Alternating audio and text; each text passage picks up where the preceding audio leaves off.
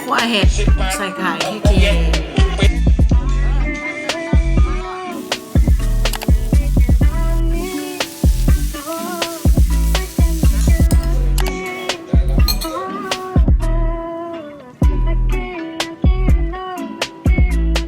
สวยคู่เลยทุกคนอันนี้เป็นเพื่อนสมัยแบบม.ต้นเลยม.1แต่ตอนม.1ไม่ได้อยู่แก๊งเดียวกันเพราะว่าแคทแคทใส่แว่นตาแคทนั่งหน้าห้องกูนั่งหลังห้องเหตุผลมึงมีแค่นี้เหรอใช่มึงดูเป็นเด็กเรียนกูไม่ชอบเพื่อนเป็นเด็กเรียนก็เลยไม่ใช่มันแบบไม่อยากตอนอยู่ม.1อ่ะไม่ได้อยู่กลุ่มเดียวกันแต่ก็รู้จักกันแล้วเสร็จแล้วก็ได้ขึ้นม.4แล้วเราอยู่ห้องเดียวกันก็เลยเห็นแววว่าอีนี่มันมีความแรดน่าจะเป็นเพื่อนเราได้ก็เลยเป็นเพื่อนกันต่อจนถึงตอนนี้จนมันมีลูก2เลยยังไม่ถามกูเลยว่ามึงรู้สึกยังไง ทำไมมึงถึงเป็นเพื่อนกับกูไม่รู้เหมือนกันเนาะมันบอกยากเนาะว่ามันไม่ใช่ว่าแบบว่ากูอยากเป็นเพื่อนกับอีนี่แล้วไปตีสนิทมันไม่มีมันเหมือนเคมีอะไรสักอย่างมันดึงเข้ามาหากันเนาะจริงคนจนไรมันจะดึงดูดเข้าหากันเองเพราะว่าวันที่กูไปเจออีเนิร์ดอะกูก็ถามว่าเนิร์ดทำไมเราถึงมาเป็นเพื่อนกัน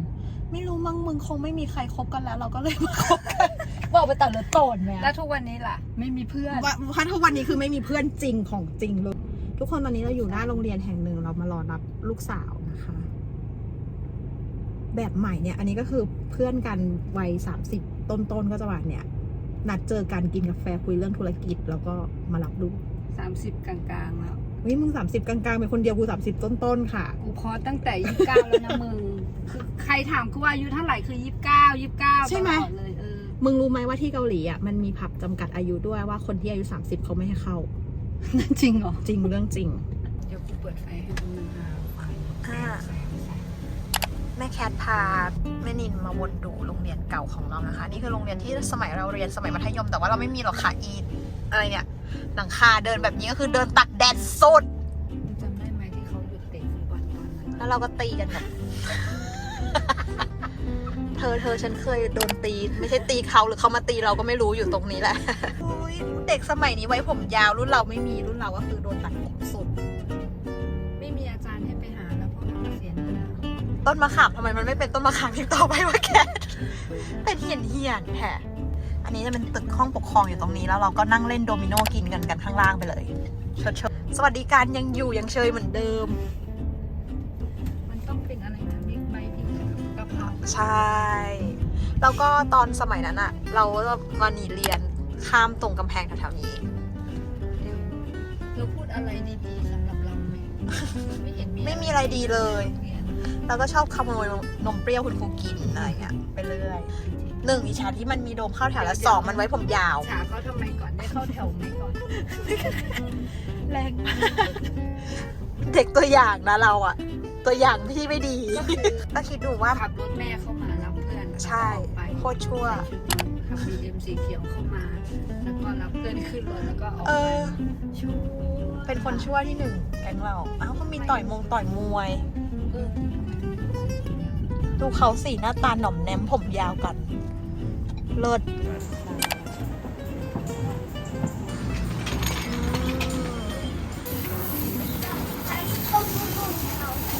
ตอนนี้นะคะนี่อยู่ที่ร้านเนื้อย่างออยเป็นร้านประจำของเรา มันอยู่มานานมากแล้วนิวใช่ตั้งแต่เราเด็กเราเด็กโอ้โหเด็กเลยจริงๆเกิดมามีร้านนี้เกิดมาเราก็เห็นร้านนี้เลยเขาอยู่มานานมากคือมันไปอยู่นานมันคิดว่าอยู่นานแล้วก็ใครอยากไปเที่ยวลาวติดต่อเพื่อนชาญเขาเป็นไกด์อยู่ที่นั่นรู้ทุกซอกทุกมุมที่ประเทศลาวแนะนำไปไหนช่วงเนี้ยธันวาช่วงนี้ธันวาก็ไปลาวใต้ปากเซใช่ปะเป็นฟิลแบบลาวขึ้นมาอีกนิดหน่อยก็ตะวันนาเขตคำม่วนเนี่ยคำม่วนถ้าใครชอบแอดเวนเจอร์ก็ไปเล่นชิปไลน์ที่ภูผาม่านแขวงคำม่วนตรงข้ามนครพนมที่มีภูเขาเยอะๆครับ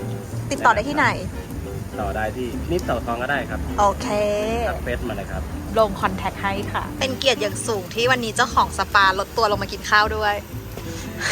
ติดนวด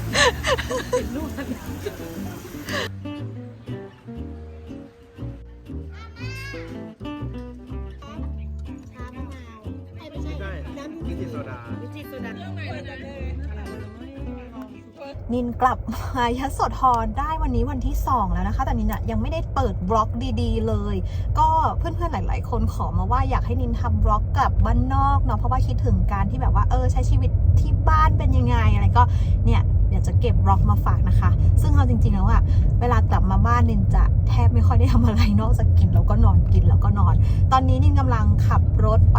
รับเพื่อนนะคะซึ่งก็จะออกไปกินอาหารกลางวันกันมีร้านลาบเป็ดเกิดขึ้นใหม่ชื่อร้านชานเมืองวะสั้นเพื่อนบอกว่านัดกันไปกินร้านนี้นะคะคุณแม่ก็บอกว่าร้านนี้อร่อยเดี๋ยวเราลองไปดูกันมาละรับพี่สาวคนแรกก็คือพี่สาวฉันเป็นเจ้าของสปาดูสิเจ้าของสปาเขาก็จะแต่งตัวประมาณนี้แหละชอบชุดนี้สวยมากรับเพื่อนอีกคนค่ะคนนี้เจ้าของบริษัทสินเชื่อพูดแบบดูดีแต่จริงๆแล้วบ้านๆก็คือปล่อยเงินกู้ ระวังนะคะอย่าไปหาติดหนี้มันค่ะมันดุมันเดือดมากค่ะร้านนี้ตามเข้าไปต่อเพลงแล้วนี่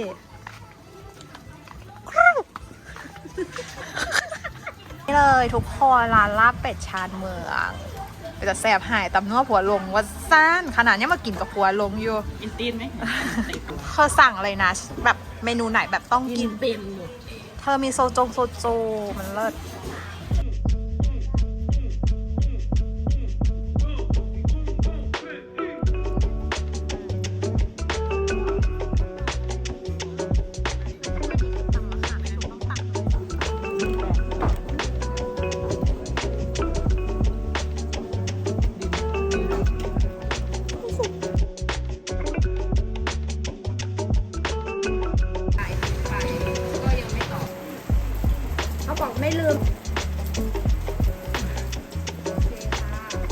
บอกว่าอะไรนะอยู่ในร้านคาเฟ่แห่งหนึ่งตกแต่งแบบ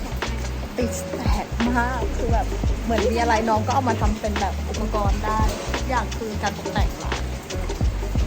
เดี๋ยวเรามาลองชิมว่าชาไทยจะอร่อยไหมเขายังสามารถกินเครปได้อีกว่ะไม่ชอบของหวานนี่ของคาวอยู่ไม่สั่งนะแต่แบบขอกินหน่อยว่ะต้องดูแซ่บ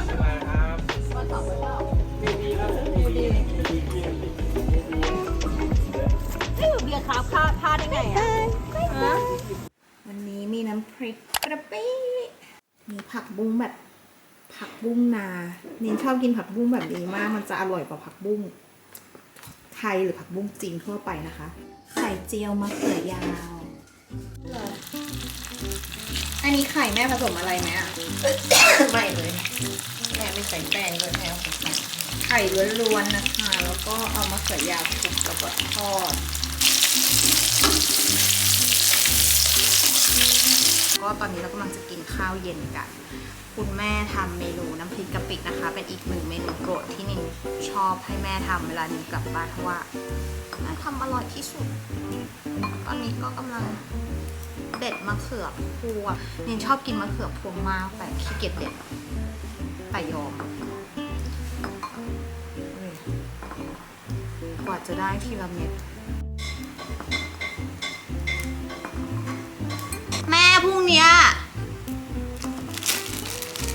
อยากไปตลาดเช้า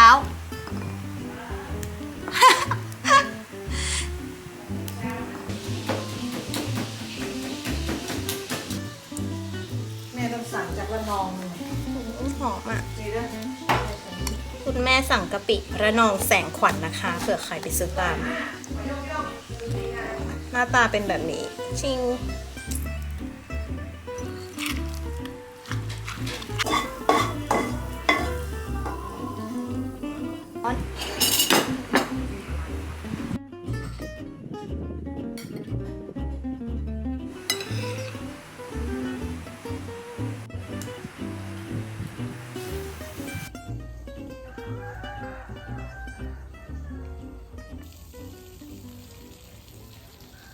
เยอะเพราะว่ามันมีประโยชน์ช่วยฆ่าโควิดได้ว่างั้นหมอคนไหนเนี่ยนั่นน่ะเดี๋ยวคนหนึ่งก็ว่าอย่างนึงทุกคนเป็นโควิดหมดค่ะหมอตอนนี้อีก9เนี่ยตรงนี้คือตลาดที่ใหญ่ที่สุดแล้วใช่ไหม ใช่ใหญ่ที่สุดของเมืองนี้ Wars is militant. The last days, what the blood is we dealing with. The Johnny Blaze, grab your pistols. Teflon, mega bombs and heat-seeking missiles. Time to go to wars, it's official. The Mike Stalker, only if you can understand it. Skywalker, got me leaping over planets. Pain, got that ghetto blood in my veins. Spread it through my kin, confess my sins and blame. Society for underwears. The president, he don't represent the ghetto resident. Recognize fool within the black code as a Jew. เมื่อคืนนี้ที่บ้านเราฝนตกหนักมากแบบพายุลงเลยนินได้ยินเสียงลมแรงมากพอตื่นเช้ามานะคะ มาดูที่สวน ก็เลยเห็นว่าดอกกาสะลองหล่นลงมาเต็มพื้นเลยแล้วนินชอบดอกกาสะลอง